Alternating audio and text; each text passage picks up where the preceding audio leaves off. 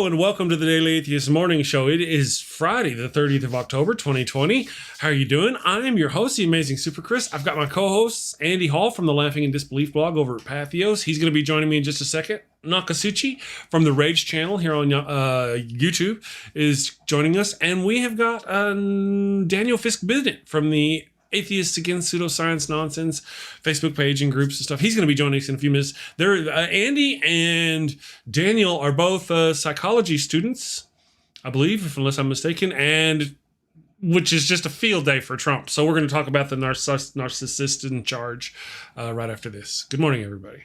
Do you love Jesus? Do you love America? Do you love yelling at strangers? If you answered yes, then there is a new version of the good book for you. The All Caps Bible. The All Caps Bible has everything from the sacred text you would expect. God creates the world in 6 days. Noah saves bunnies from the great flood. Jesus preaches God's message in the Sermon on the Mount. However, the All Caps Bible levels up the message by putting everything in all caps. That's right, you don't have to go to church to hear God's message yelled at you. This Bible will yell at you while you're reading it. Blessed are the poor in spirit, for theirs is the kingdom of heaven. Blessed are those who mourn, for they will be comforted. Blessed are the meek, for they will inherit the earth. Blessed are those who hunger and thirst for righteousness, for they will be filled. Blessed are the merciful, for they will be shown mercy. Christians love the All Caps Bible. Here are a few reviews. Mason in Dallas, Texas says, I don't feel guilty anymore yelling at the Starbucks barista. Karen in Oklahoma says, Jesus' message of forgiveness is better when you yell it. And Tommy in South Bend says, who knew the little drummer boy was such a jerk? Buy the All Caps Bible right now and get a loudspeaker so you too can spread the good news. You get everything for a low, low cost of $89.99. Good morning, everyone. Thank you all for joining us. They were picking on me because I'm short. We've got Andy Hall. How you doing, Andy? Real quick, you doing all right? Dazed and confused. A little angry. You know, normal. Normal over here, Chris. Understood. Absolutely Understood. Normal. Gotcha. And Nokasuchi, how are you doing this morning, brother? Oh, real good. Real good. Tired. Work wore me out yesterday. So. Alive. Yes, you went back to work yesterday. Decootified and everything. Yeah, I feel like I ran a marathon. Gotcha. Yeah. Good morning, Daniel Fisk Bennett. Daniel, man, it's been a day or three. How you doing? Yeah, I know, right? I'm still waking up. You know, getting those juices flowing. As you can see, yes. It's still very dark outside, and it'll probably be dark throughout this entire video. Yeah, for you, huh? It's an ungodly hour on the Daily Atheist Morning Show. 6:04 a.m. and I'm in the northern hemisphere, so that's just Pacific crazy. Northwest. So yeah, it stays darker a little bit longer up here. I'm allergic to the cold. I don't know that I can handle the cold. I get these little bumps all over. Andy should show you his outside then.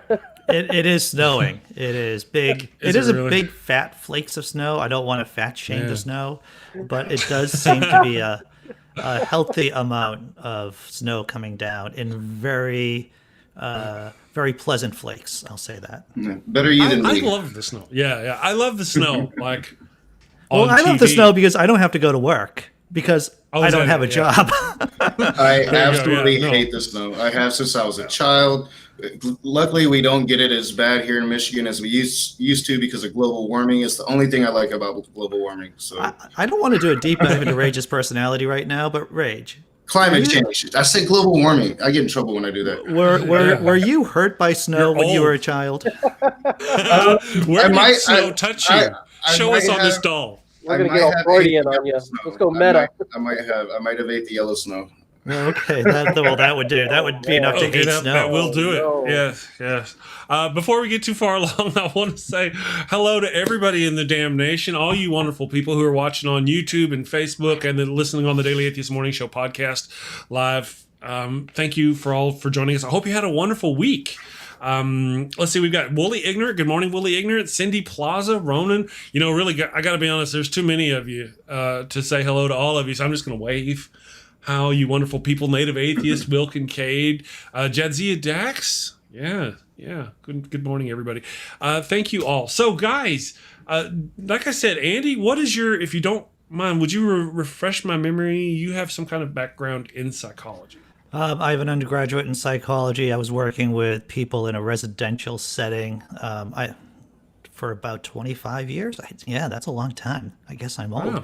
Wow. For 25 years, I managed a couple of houses for a number of years before my children were born. Took a variety of graduate level classes in psychology. Took a class with Jordan Peterson. Yes, the Jordan Peterson and his wacky, and let me say wacky personality class at a graduate level. He had us reading everything from, unsurprisingly, if you know Dr. Peterson, took all kinds of readings from Russian neurology to Nietzsche to the Gulag Archipelago. It was pretty a remarkable class, yes. But yeah, so I dabble. I've written co-written behavior plans for people with our neuropsychologist. I know things. You know stuff. I know things. Yes. Gotcha. Daniel, you. Wait. One more thing. I was also in and out of marriage therapy for about 15 years. I guess that counts.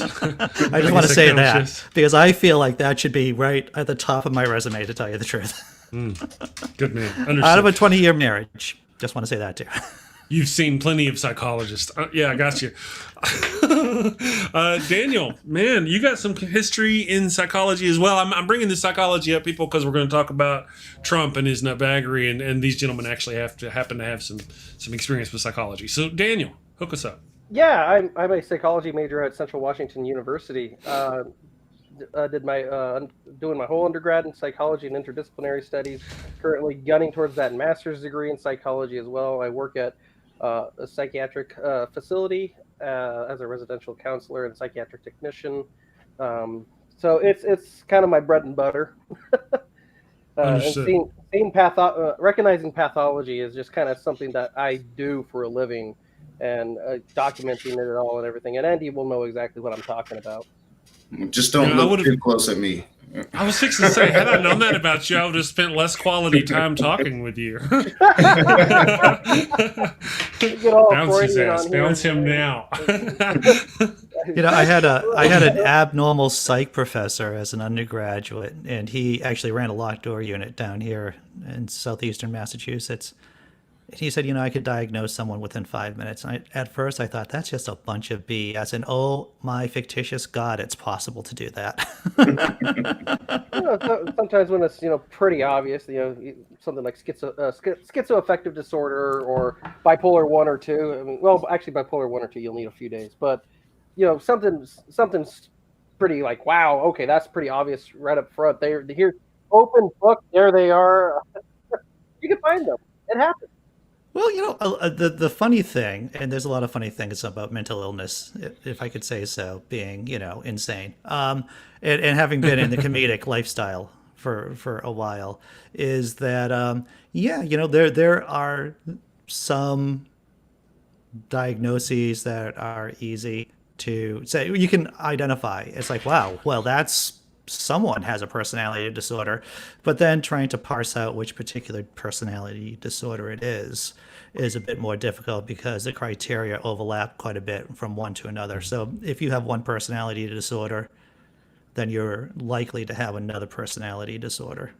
Oh yeah, no, it's like winning the lottery twice. Yeah, well, when it comes down to personality disorders, they are a hell in and of themselves because a lot of them overlap quite a lot, and as Andy said, a lot of them are, just stacked like a pile of crap. I mean, you find like oh well, you see that they have tendencies to have antisocial personality disorder, but on top of that they have an anxiety disorder, or if you have, like in Trump's case, what they like to show is malignant narcissism, which is a trifecta.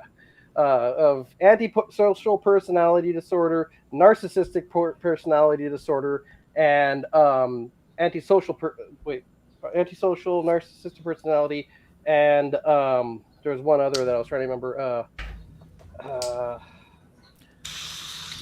My favorite personality disorder, at least to date, is borderline. I'm not going to lie to you. That's what it was. That's what I was trying to remember. That's borderline Yeah, it was borderline personality disorder. Thanks. You helped me. You bailed me out on that one. I was trying to remember what it was. Well, I don't want to step on your lines. I was going to say something like, I think I dated all of those disorders at one time, sometimes all in the same person. Right. But hey, we all have our own idiosyncrasies when it comes to dating. Right. Well, maybe that's just me rationalizing my own aberrant behavior at times. But I'm clean now. I just want everyone to know I'm in a very healthy relationship. It's very clear when I'm not in a healthy relationship, but I'm in a very healthy relationship. Actually, what I did with my current girlfriend is that, and this is just like safeguards. I've had to develop safeguards to keep myself from dating personality disorders and outright psychoses, is that I brought this girlfriend around to my friends for basically, making sure I'm not making any kind of massive mistakes. Mm-hmm. And they all gave her a clean bill of health, of that she's not going to, do anything horrible to me. So. Yeah.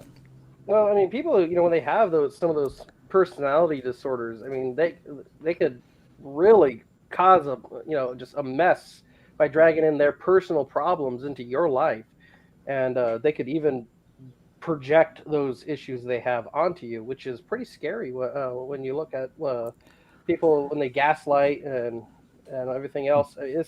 I've had a relationship like that. I think that's a great way of pivoting over to President Donald J. Trump in terms of gaslighting. In other words, it's not me, it's you.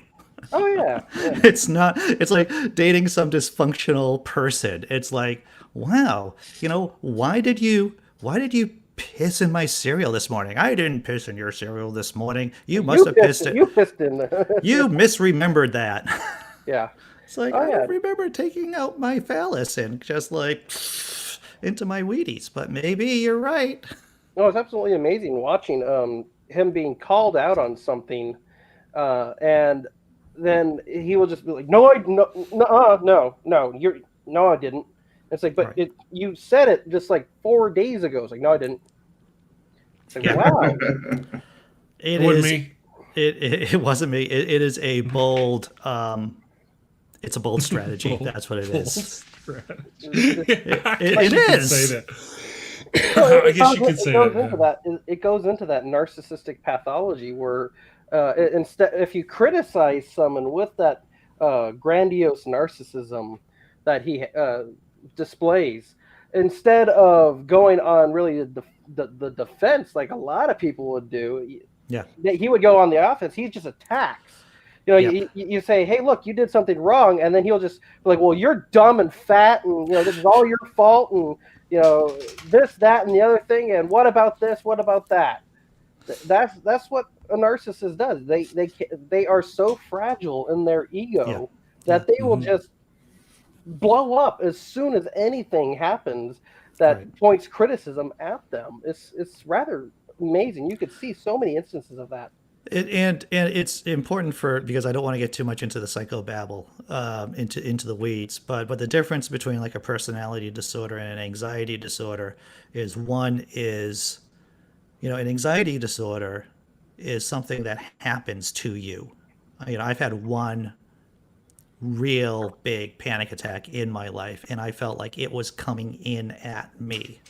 It wasn't part of me.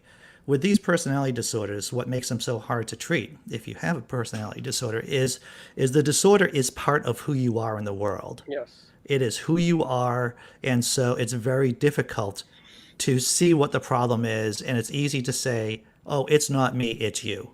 Yeah. If I could put it in Chris's language, when it comes down to an anxiety disorder like you were talking about, that's software.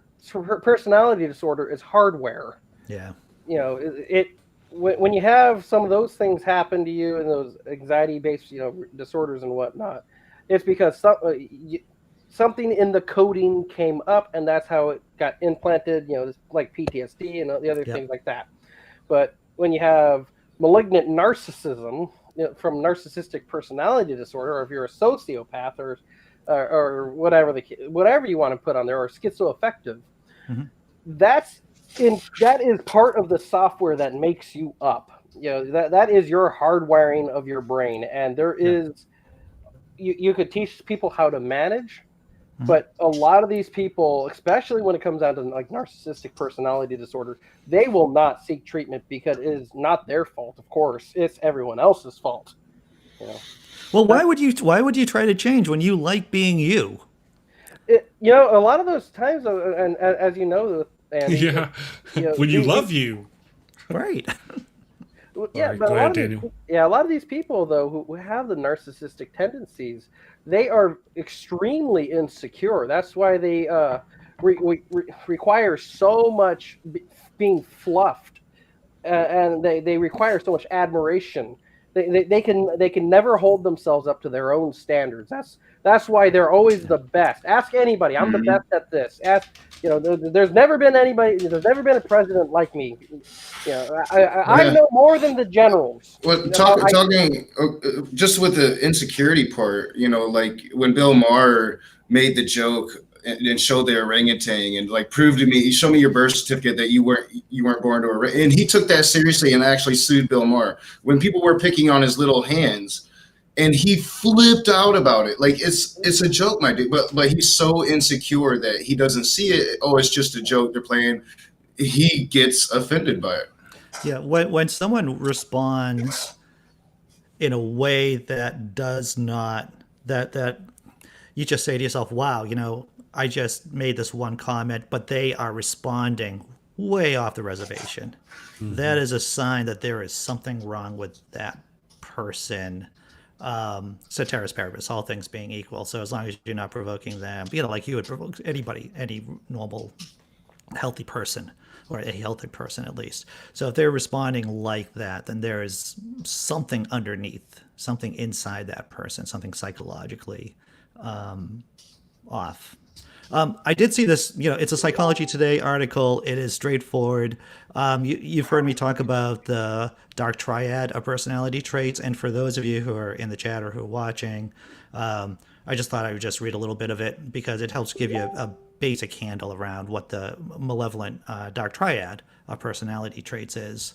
What is the dark triad? The popular term was coined in 2002 by Paulus and Williams. Dark triad refers to three unusually negative personality traits: narcissism, psychopathy, and Machiavellianism. The last, and I'm going to do something here because that might be me because I'm hearing bumping. No, it's me, and I'm trying to figure out why. Apologies. Okay. I'm trying to the figure latter two share more traits with each other than with narcissists. Generally, the term refers to individuals with subclinical symptoms, meaning that they may not necessarily fully have a narcissistic personality disorder or antisocial personality disorder. Machiavellianism rose out of Machiavelli's philosophy and is not a mental disorder. Bullet points: narcissism is characterized by a pursuit of ego gratification, vanity, a sense of superiority, grandiosity, dominance, and entitlement. Machiavellianism is marked by manipulation. It is a calculating, duplicitous, and amoral personality focused on self-interest and personal gain. Third bullet point: psychopathy is distinguished by callousness, impulsivity, and enduring antisocial and bold behavior. So you guys like? What's I'm that? sorry. No. Go ahead. I'll wait until you're done. I thought you were so when you see, like, you can have like one aspect of these dark traits, and it's like you could be manageable. Like, we all know people who are narcissistic, like super narcissistic. And I just, but unless you put that in with Machiavellianism and psychopathology, when you mix all those three traits together, you get like potential real problems with a person and how they function in the world. Absolutely. And with someone like Trump, you have also unbridled hedonistic tendencies, and that usually just adds the cherry on the top. I mean, when you already take the malignant narcissistic tendencies and add that hedonistic attribute, it makes for a particularly dangerous individual. That's why Trump has such an obsession with power, weapons. That's why he has had so many issues with complaints of sexual assault. It goes down the line of just, you can see that he has zero empathy, but he's extremely aggressive. And that's one of the reasons why he is so particularly dangerous. And a lot of people in the psych community have been buzzing, effectively, worrying about what is Trump going to do if, and hopefully if, he loses this election. He may, because a narcissist can't lose in their mind. They can't be a loser. They are the best. They are the best ever. And if that person is kind of served that humble pie, even though Trump is the most humble person ever. Of course. Nobody knows humble like Trump. Right. Nobody knows it. But if that person is served that thing of humble pie, instead of them admitting that defeat, they will lash out and try to destroy it all. And that is the fear that a lot of psychologists, and Psychology Today even posted something about that. Or not today. Was it today? Yeah, but anyways, I know they posted something about it, and there was another article that I know I sent to, I believe, both you, Chris, and Andy about that, and I shared it also on my personal profile, talking about what would we expect to see if Trump, lost the election, and it is scary looking at what the possibilities are. I've been predicting bad things for months and months. Actually, whenever he got into office, I was like, he won't leave, but. I mean, I didn't realize. I thought, I'll be wrong. I'll be wrong. He'll leave. He'll go out just fine. I didn't, at that point, really see where we would be. But over the past 6 months, 9 months, oh, yeah. I was one of the ones. Ask Andy. I was like, he's going to be calling for the arrest of his political opponents. Andy's like, no, that won't happen. Sure enough. He started doing it. Yeah, I think we all thought it was going to be pretty bad, but none of us could imagine how bad it was. And I think that's the most surprising thing is the people that go along with it. It's like, this has been a train wreck, and yet still 40% of the country are like, yeah, this is awesome. Yeah, Ronan, go ahead. Well, Trump plays to a certain subset. He is able to elicit some of the more raw and primitive human behavior. He does bring it down to a simplistic kind of mindset. It is so much easier to be able to say it's that minority's fault because it's all of them, instead of saying people are complex, they do complex things, and this is a much more complex problem than just saying all of them are bad. Yeah. And that's what Trump does. All of them are bad.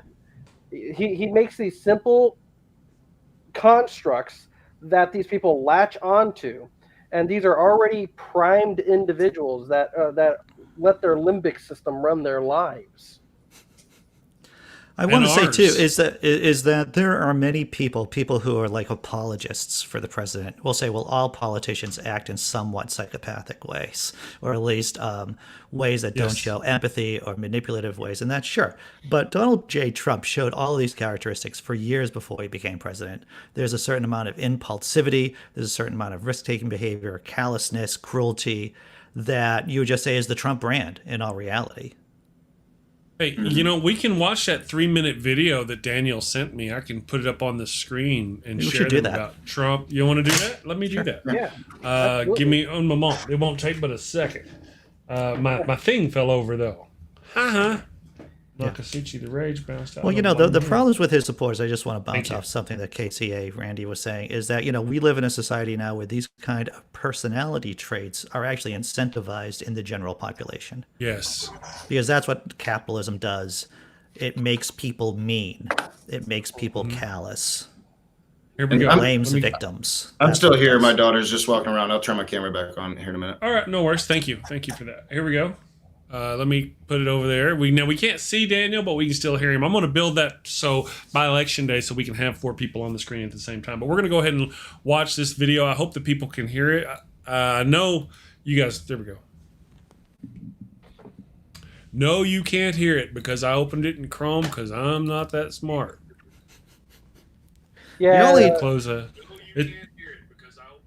Yeah, I was just There we looking go. at it. Okay, give me un moment. You didn't know I spoke Greek. All right. No, it's all Greek to me. Donald Trump shows clear signs of the most severe personality disorder. It's called malignant narcissism, and it was first introduced by Erich Fromm, who escaped the Nazis and spent a lot of his life trying to understand the psychology of evil. And he formulated this diagnosis of malignant narcissism, which has 4 components: narcissism, paranoia, antisocial personality disorder, and sadism. I think everybody knows Donald Trump's a narcissist by now. I will be the greatest jobs producer that God ever created. I know more about ISIS than the generals do, believe me. Who are you consulting with consistently so that you're ready on day one? I'm speaking with myself, number one, because I have a very good brain. But it's the other 3 components that make him truly dangerous. Because many politicians are narcissistic, but he's also paranoid. So all of his crazy conspiracy theories. The state of Hawaii released my official long-form birth certificate. The birth certificate was produced in 2011. You continued to tell the story and question the president's legitimacy in 2012, 13, 14, 15. Yeah.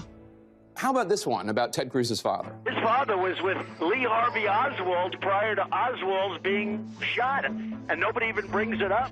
And his sense of being a victim. Mr. Trump turned his sights on Google, tweeting, "They have it rigged for me and others so that almost all stories and news is bad."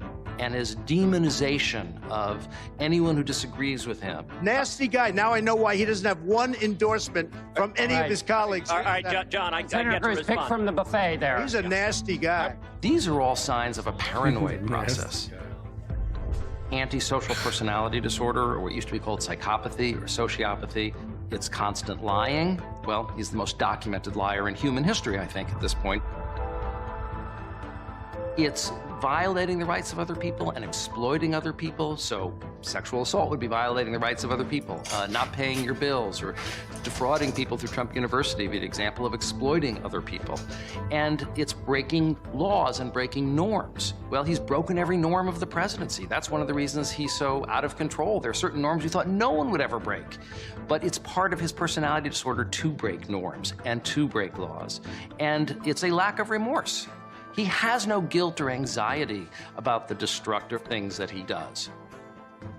Impeachment for that? It was beautiful. It was just a perfect conversation.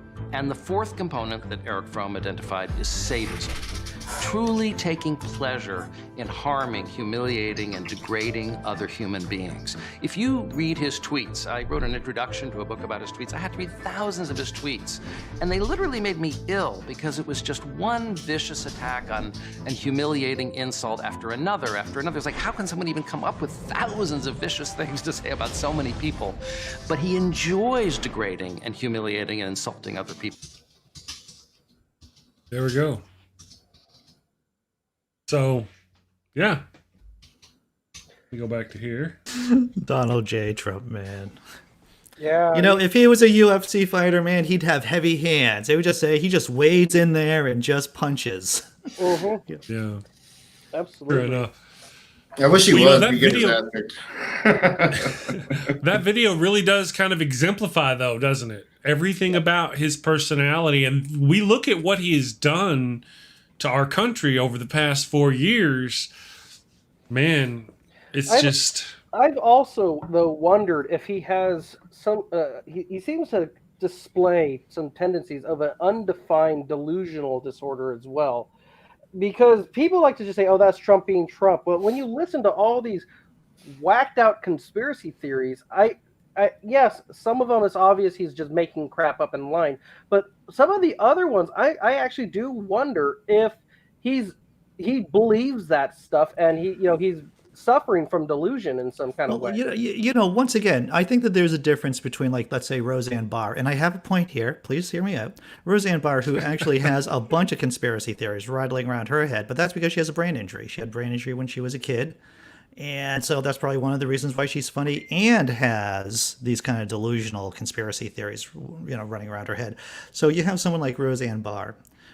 And then you have someone like Donald J. Trump who will tell Bob Woodward things like, oh, yeah, I knew this thing. I knew this thing was horrible, but, blah, blah, didn't want to cause a panic. So that's why I lied to people. So I think if I was going to guess, and I've said this before, is that Trump is a lot more in tune with reality, and he's just lying more than he is delusional about these particular aspects of these conspiracy theories. I don't think he believes anything he spouts about QAnon, but he sees it as a useful tool. I mean, he's weird. I mean, he has like a thought disorder one way or the other. But when it comes to him believing the conspiracy theories he spins, I just think of it as like Joseph Stalin. Joseph Stalin didn't really think the people he just randomly picked to kill were actually enemies of the state. He just randomly picked people because he knew this is how you establish order, and that's through terror. And he didn't care one way or the other. He just, made stuff up and just went along with it. And to go really meta here, we'll go full Freudian here. Trump did have issues with his mother, which a lot of people have attributed to one of the reasons why he distrusts women so much and mistreats them so badly. His mother really fell out of his life, I guess, when he was 2 years old, and didn't have much part of that life. And that has he's even commented in the past about it. Even though now it'd be hard to get him to admit it, but if you go into other, like, farther back, you'd be able to find stuff about him talking about how his mother wasn't a big part of his life, and he kind of distrusts women as a result. So there's that, and then also the abandonment issue. When he was 13, he was put in military school, and a person with the issues that Trump has were absolutely exacerbated because of that military school that he got put in. If you I think it was Frontline who talked about it, his time in military school. He was known for being just this horrible, iron-fisted bully that rose to the ranks, took charge of things, but nobody liked him. He was feared, he was dangerous, and that was his element. And in those kinds of environments, people with malignant narcissism do best, because they are allowed to be as cruel as possible. I'll say this. I've said it before, and I'll say it again. We should be happy that he is so legitimately stupid. Like you could see how past dictators had certain gifts, right? Once again, I'll go back to Joseph Stalin, and I want to give credit to Jordan Peterson, because a lot of my Stalin knowledge is based on my experiences in Jordan Peterson's class. I did a lot of reading outside of that class too over the years, but Stalin had the mind of an accountant.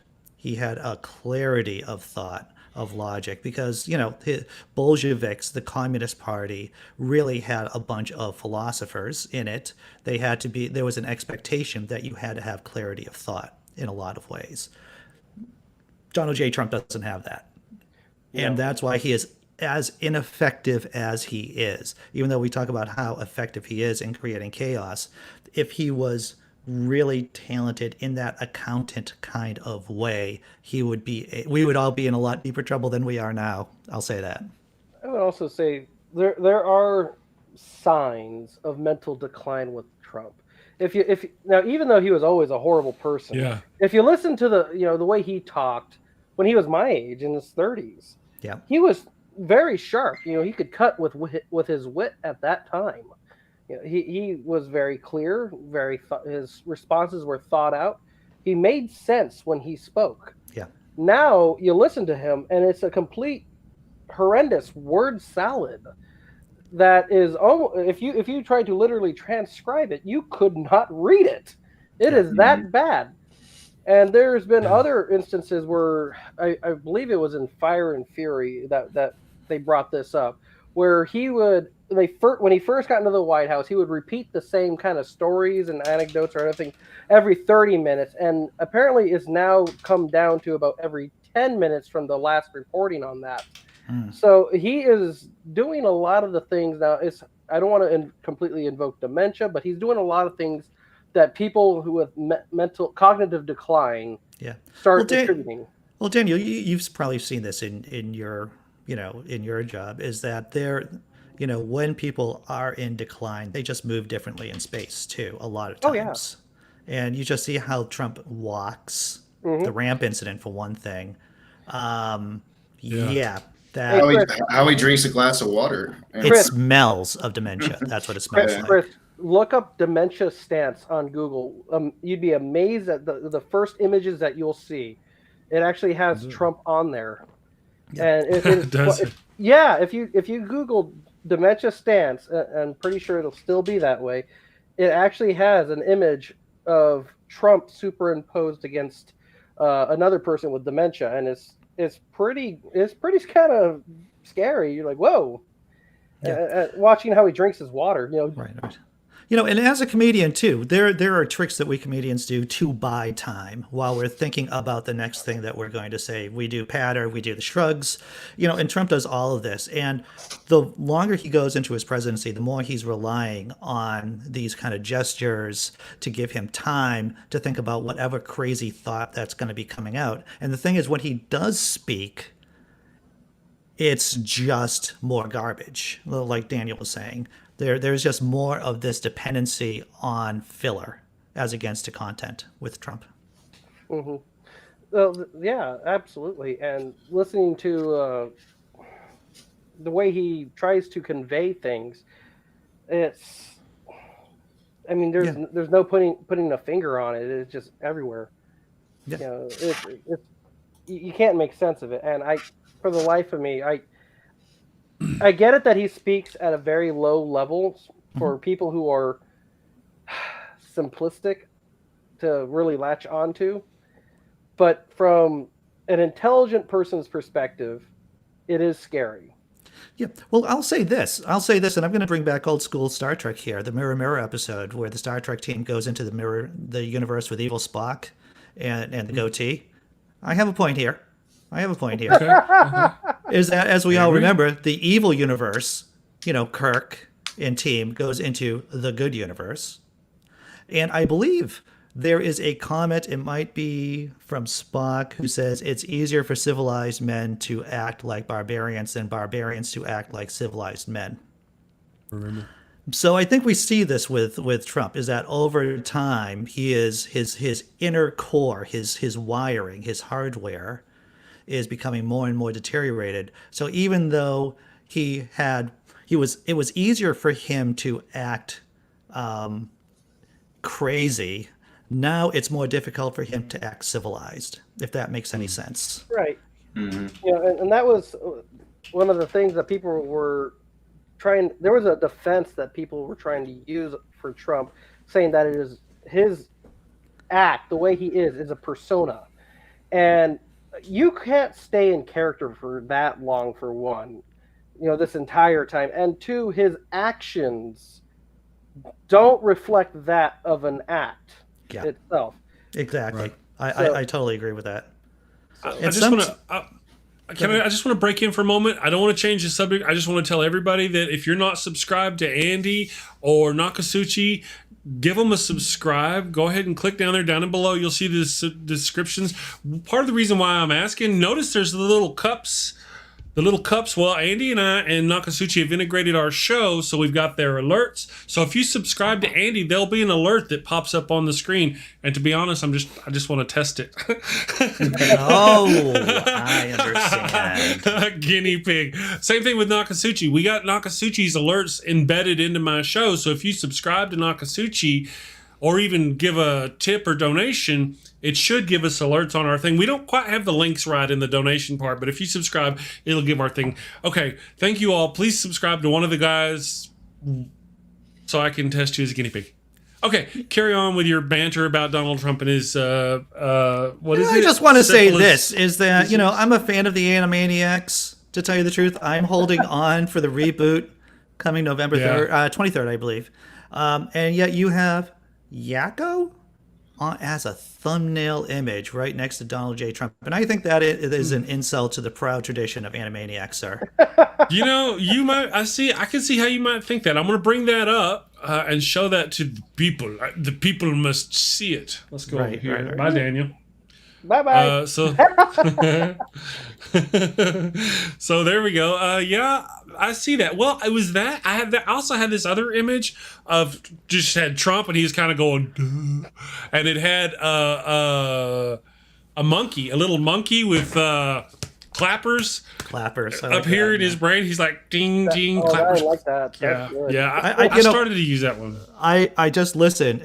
Like I like crap sometimes on Sam Harris because the quality of his podcasts go up and down. But I was listening to his most recent podcast, and I believe he had an epidemiologist, a scientist of some kind, and they were talking about how the actual estimate for those dead are way down. I've been saying, and it's closer to 300,000 than to 225,000, and there's a variety of different means that you can determine exactly how many people are dead from COVID-19. If you have a chance to listen to the most recent Sam Harris podcast, it is a tutorial in how to figure out who's dead. There's like a 5-minute segment in there, and it's absolutely brilliant. Well, I don't want to get too off topic, but just quickly dovetailing off you, Andy, the comorbidities involved with COVID. I mean, you may not be directly killed by the actual virus itself, but the secondary effects, like the clotting factor that it's known for, can cause a whole bunch of issues. People are subscribing. Yeah, they thank you. Free Spirit subscribed to me. I saw that. I think that was me, and subscribed to either Andy or I think it was Andy, because Nokasuchi put some little. He doesn't have the normal little zombie walking across. I think that's Andy. Well, we'll find out if somebody subscribes to Nokasuchi. We'll see. Carry on, gentlemen. I didn't mean to interrupt you. Well, I did, really. You were saying? Let's test that short-term memory, Daniel. Where were you? We're talking about Sam Harris and comorbidities. No helping, Andy. The podcast for Sam Harris is number 222. It's with the guest is Nicholas. I'm going to butcher his last name, Christakis. Nicholas Christakis just wrote a book about COVID-19, and there are a variety of, once again, of indirect ways of determining how many people are dead in any pandemic, in any plague, whether it's in the bubonic plague back, in the 14th, 13th, 12th centuries, or today. And once again, the death rate's more closer to 300,000 than it is to 225,000. Oh yeah, I've read that at a lot of different places, and it's funny because the Republicans are trying to say it's much lower than what it actually is because they count heart attacks as COVID deaths. When in actuality, I've read that it's probably actually a little over 300,000 at this point. Yeah. Hey, Andy, you might look in the chat. Flow State has made a comment that I think you, of all people, will appreciate. It's a scam. Yeah, well, Blue numbers confirm it. I mean, he put that in the chat like seconds before Nokasuchi said conservatives are downplaying. I mean, I've been saying for a while that they were trying to hide any number that shows that it's higher. They try to knock down. Remember, they even talked to the CDC. I'll have to tell you, wow, I really do like that zombie. I'm just looking at the screen right now, and the zombie was right where Rage is and just walking across. That is pretty cool. I'm not going to lie to you on that. The thing is, when I deal with Flow State, I deal with Flow State on my terms. I don't deal with idiots on idiots' terms. I deal with idiots on my terms. So he can run his mouth. I just gave my citations about why it's closer to 300,000. I'm not going to, like I said, I deal with idiots on my terms, not on the idiot's terms. I mean, well, next subject, please. That's the first time I've ever heard a repub say nobody's dead. I mean, like we lost like 1,000 people this week. Like, what are you talking about? You know, I just read what Flow State says, and then I kick back, and Andy's like, I'm going to do it on my terms, but really it's my terms. I provoked him. Nobody's dead, and my dick is definitely not flaccid. These things are true.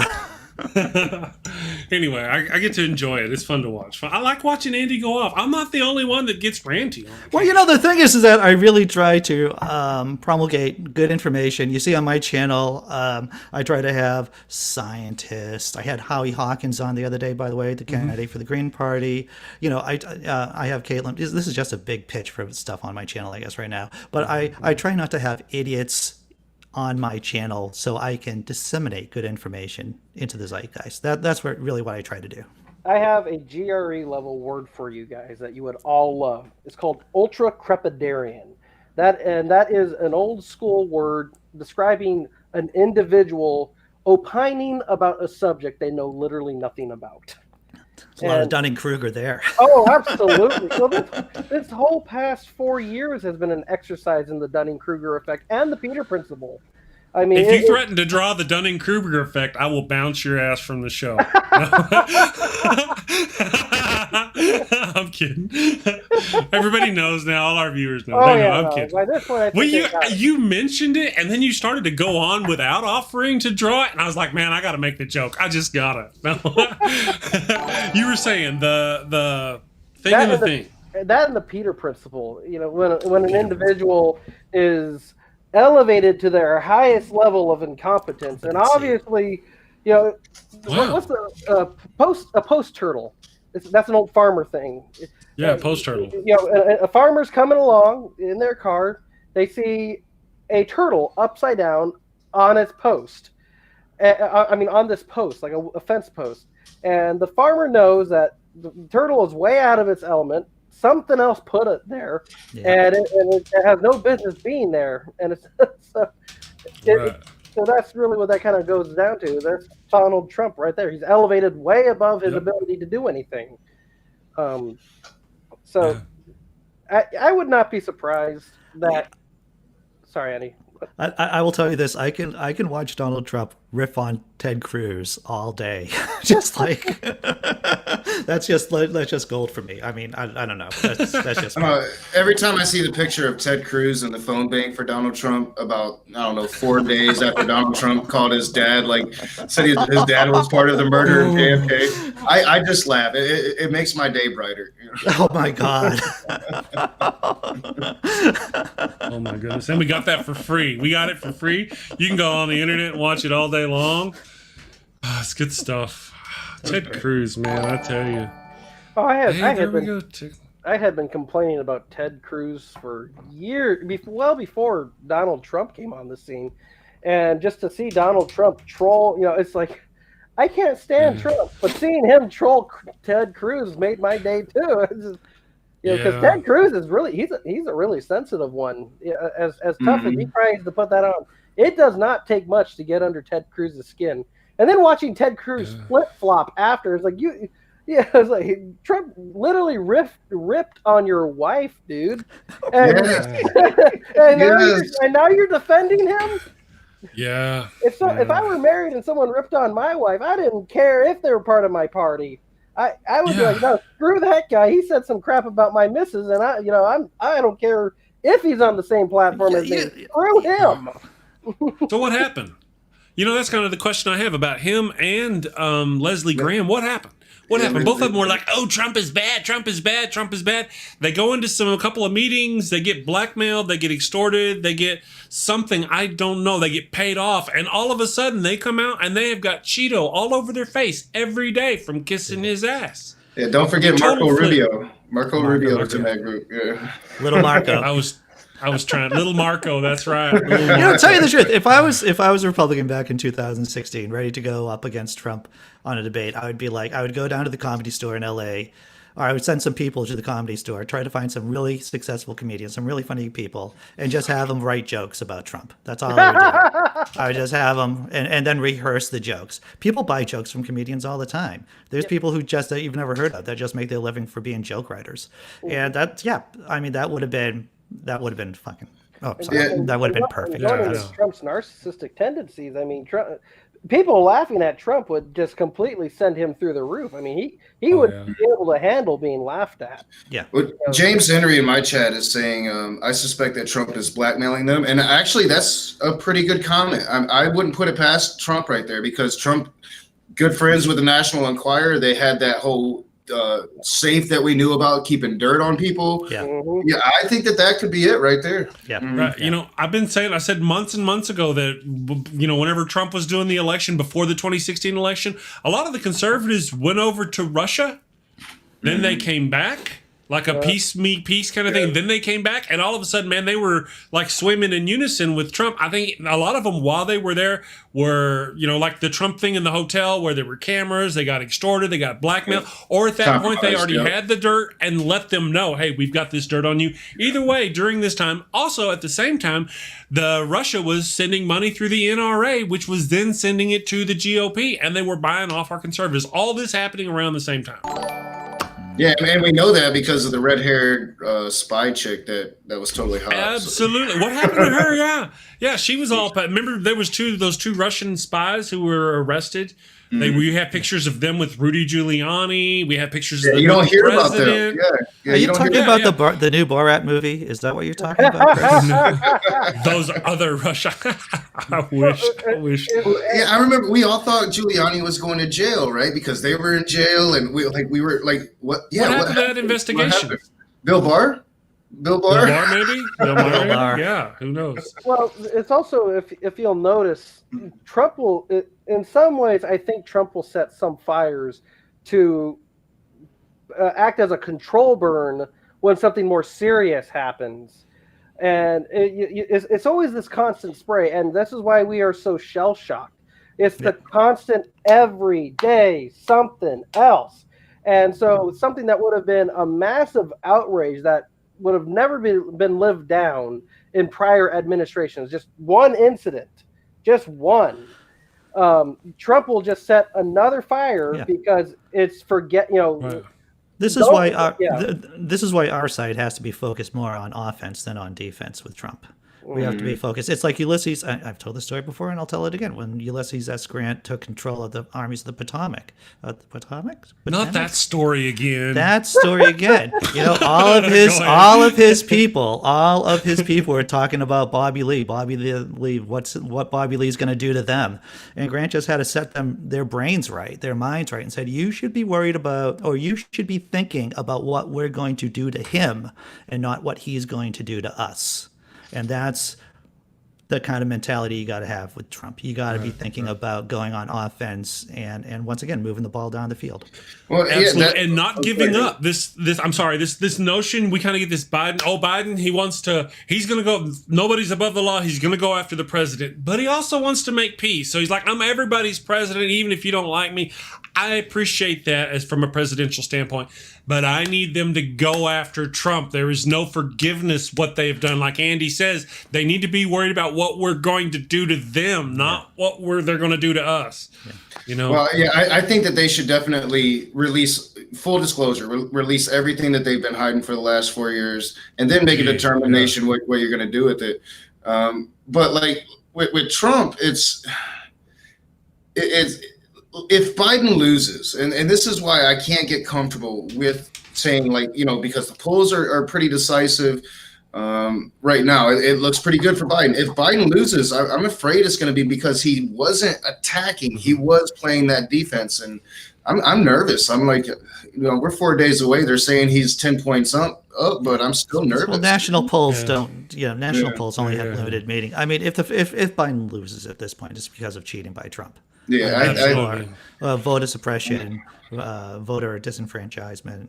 Those are the reasons. My other concern is Trump challenging pretty much every single state. It's narcissists can't lose in their mind. Yeah.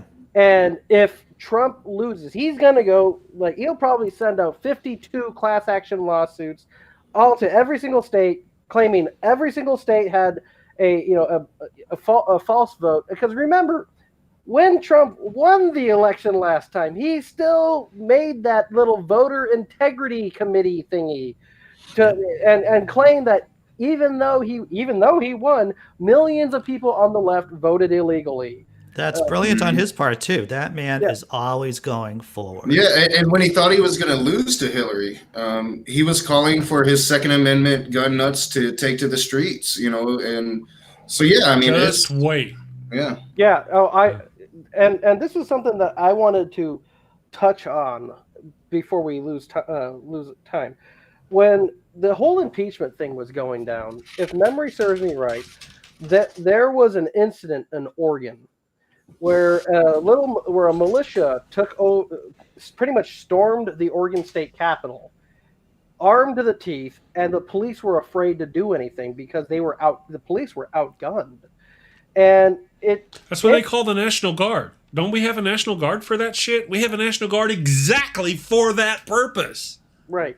But my concern is these militias running in and taking hostage are duly elected public officials when Trump loses, and effectively committing terrorist activities. Sure.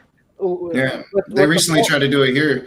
Our police are on high alert right now because of right-wing militias threats against polling stations. Most of the problems with police versus militias is a lack of will. Just like most problems in our country, it isn't the lack of knowledge, it is a lack of will. The police, the legitimate authorities, could be dealing with the militias within 2 freaking seconds if there was political will behind it. It would just be a bunch of bubbas in the woods it would be over within 2 seconds. It's political will. They shouldn't be protected by our Constitution just because they call themselves a militia. They're not a militia. They're a bunch of rednecks out in the woods. That's what they are. No. The Ku Klux Klan is not a militia. That's right. The Wolverine, what is it? The Wolverine Wombats? The Wolverine Watchmen. The Wolverine Watchmen. They're not a militia. Did they ask their 12-year-old kid for the name? Yeah, probably. Yeah, right? Probably. They were probably 12 when they came up with the name themselves. There we go. It's like everybody. If you look at your old AOL username, that was a millennial. You look back and oh my God, what was I thinking? I can see that how it started. Like a bunch of rednecks and ROTCs, like we're going to do this for real. Yeah, and they just never outgrew it. Good morning, Jungle Shop Library. Nice to have you with us this morning. We're fixing to shut her down. It's time to go away. Urban, Shaw, you wonderful people. Marmaduke, Scarlet, thank you all for joining us. Guys, I want to wrap it up. Andy, what do you got going on today? You got stuff today. Caitlin Bailey. I've had her on my old show, Naked Dine Podcast. She was a sex worker back in high school. She is a sex worker advocate now. She's a comedian. She's a podcaster. She does excellent work trying to protect the rights of sex workers. She's coming on my show at 11 a.m. Funny person. I think we're going to take a deep dive. That's what I think. And also on Sunday, I'm going to be, I don't know when this is going to be coming out because it's not a live show, it's taped. I'm going on Free Thought Profit. I'm going to be talking with Seamus and John Hamill.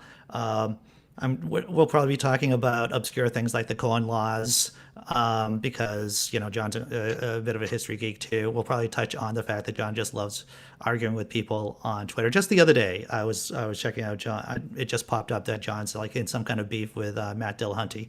And so we'll have fun. We're going to be drinking and we're going to have fun at the same time, which is hard to believe. Sounds good. I know. Yeah, right. Hey, Nokasuchi, man, what do you got going on? I'll be streaming at about noon. We're going to look at a funny new Christian talking about should Christians participate in Halloween. So it should be fun. And outside of that, I have a question. My first day back at work, it was tough. I'm feeling it. So I'm a little tired today. But yeah, outside of that, not much going on.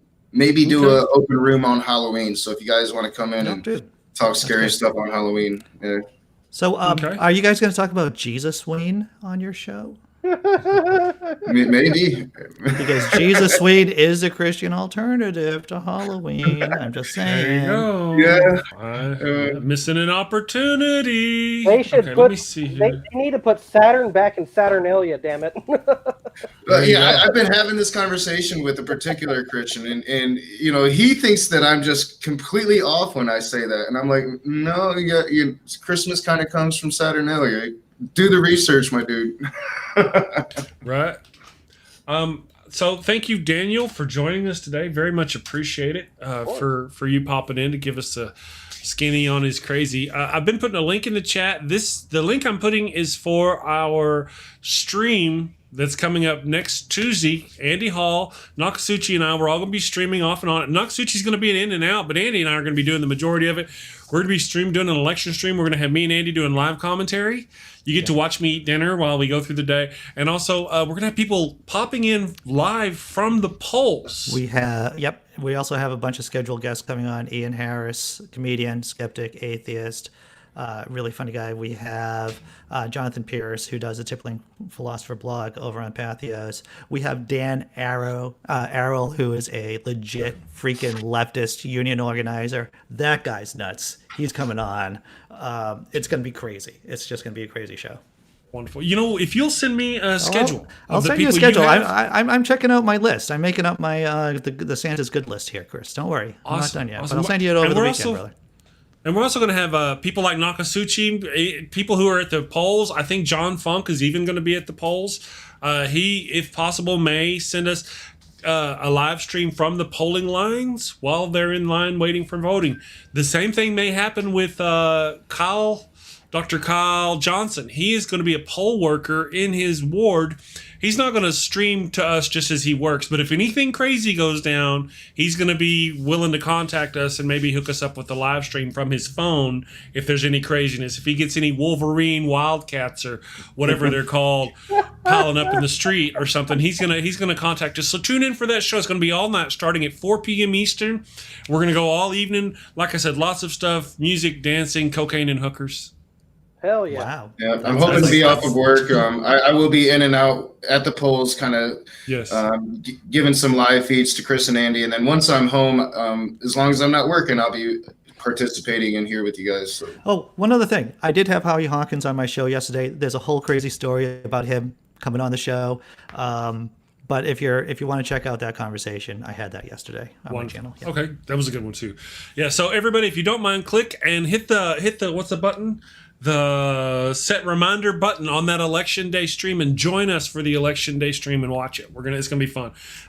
So all right, guys, I'm off to save the world. Thank you, Andy. Thank you, Nokasuchi. Thank you, Daniel, Fisk, Bennett. Thank you to everybody in the damn nation. It's just growing. It's got lots of people. It's wonderful. Thank you all. Have a wonderful weekend. We will see you Monday. Take care. Thank you for watching the show. A special shout out to my gold level Patreon supporters, Cindy Plaza and Ian Davenport. Thank you and have a great day.